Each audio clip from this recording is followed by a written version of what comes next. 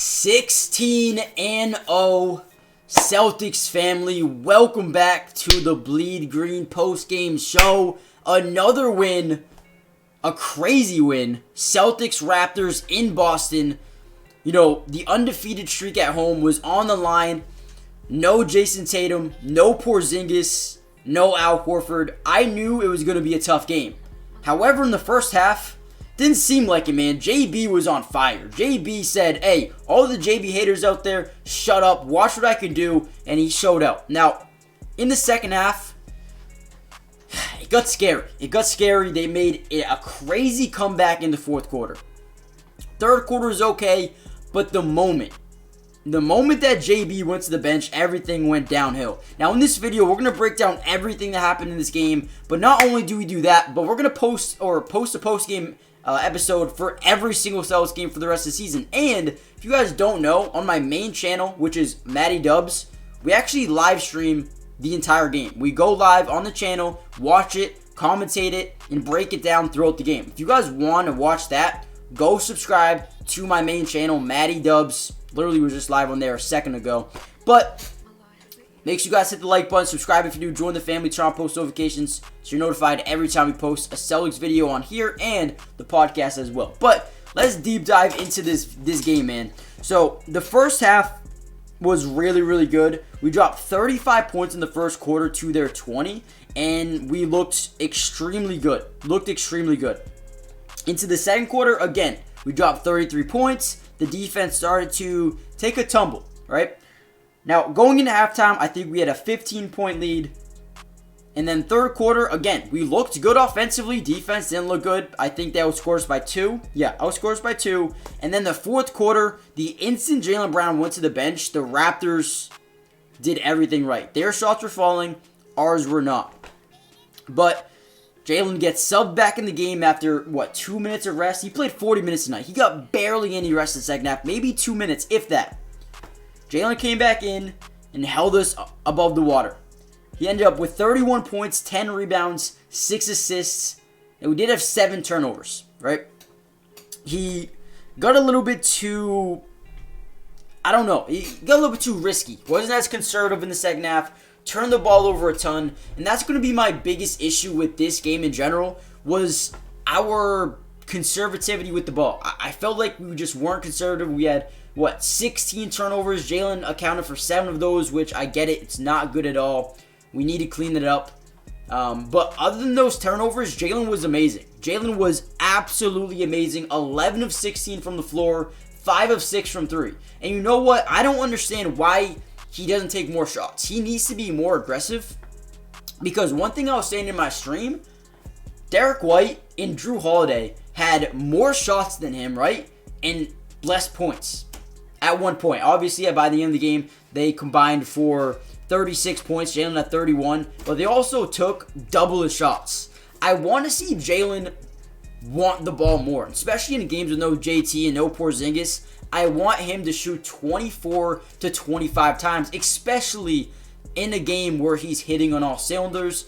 But other than that, I love that game from JB. Keep it going if he can find a sense of consistency. And I'm not saying 31 points a game. I'm saying 25 to 26 points a game, even 24 points a game. If he can just find a consistency in terms of shooting the basketball, we're going to be unstoppable.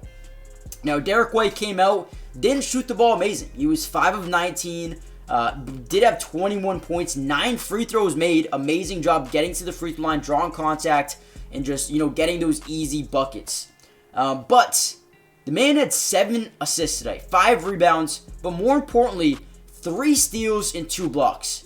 Derek White, first team all defense, and it's not even close. This man has been intense, incredible. I think one of the main reasons Brad Stevens said in the offseason, you know what, I can afford to get rid of Marcus Smart. It's because Derek White. This dude's just different. This dude's different. The way he plays defense, the way he plays passing lanes, the way he can get up there and block shots from anyone, Scotty Barnes, Pascal Siakam, it doesn't matter who you are, he can block your shot. Derek White, man, hey, I love Derek White, man. Becoming one of my favorite players in the NBA. One of the most underrated. Drew Holiday didn't have the best shooting night as well. 5 of 15, 15 points. Missed a couple of free throws at the end, but, you know, Drew Holiday, another great defender. I feel like when he's defending someone, it's always clamps, man. He's just such a good perimeter defender. Love having Drew Holiday here. But the one guy I need to give a lot of credit for, and I wish Ricky was here, my podcast co-host for this post-game show, Luke Cornett, man. Luke Cornett. Can everyone please comment down below? Just say Luke. Just say Luke. That's all. With a couple of E's. Luke Cornett had a day. And, you know, something I was saying in my streams was the man was cutting to the basket at perfect times. Derek White, Jaylen Brown were finding him. And, dude, that lob there at the end, Jaylen to Luke Cornett, that lob at the very end of the game, you guys know what I'm talking about? Dude, amazing. It was amazing. Luke Cornett cuts to the basket. Jaylen throws it up, lobs it, or throws it down. Luke Cornett, 20 points, 8 rebounds, 5 offensive rebounds, 3 blocks. Big Luke Cornett, man. Missed the last 8 games, came out here and balled out. Sam Hauser played a lot better than he has been. I feel like he's been struggling. He's been struggling from deep over the past week or so. Came out here today, 3 of 7. We'll take that all day long. Thought he was good. Payton Pritchard off the bench played well. 6 assists. Continues to showcase why he's one of the most underrated passers on our team.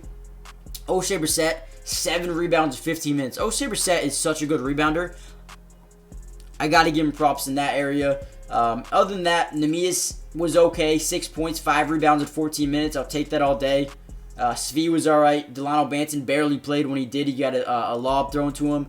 But overall, a big win, man. 6-0 at home, 25-6 on the year. We continue to showcase why we're the best team in the NBA. And, you know, a lot of people say, you know, we got lucky. How do we get lucky? We're missing 2 starters, a bench player in Al Horford, playing a Raptors team who is lengthy, you know, physical, play the pass lane as well, a future star in Scotty Barnes. That's a big win, man. That's a huge win. That's a statement win. Now we go on to take the Spurs on New Year's. That's going to be a fun game. Victor Wembanyama, or Yama. And then I think we got OKC with Shea. That should be fun. The Jazz. Maybe Kelly Olynyk comes back to Boston in a couple months from now. But interesting schedule. Let me know in the comments down below. What do you think the Celtics record will be after the next 4 games? Is it 29-6? Are we going to be 17-0 at home? I think the next home game we have is versus the Jazz. But listen, I think we need to limit the turnovers. I need to see real quickly before we head out of here. Team stats, offensive rebounds for them. They only had 9. Okay, they only had 9 offensive rebounds. That is better than I thought it was. We had 13. Hey, great job. We out-rebounded them by 14. That's good. I honestly thought this was going to be a lot higher. We shot 43% from 3 without 2 starters in Jason and Porzingis. That's amazing. Great job by our team today. At 29 assists, that's amazing. Love it, man. I love it. Great game. Great game. Big win. Hey, let's keep this winning streak alive at home. I'll see you guys in the next video. Peace.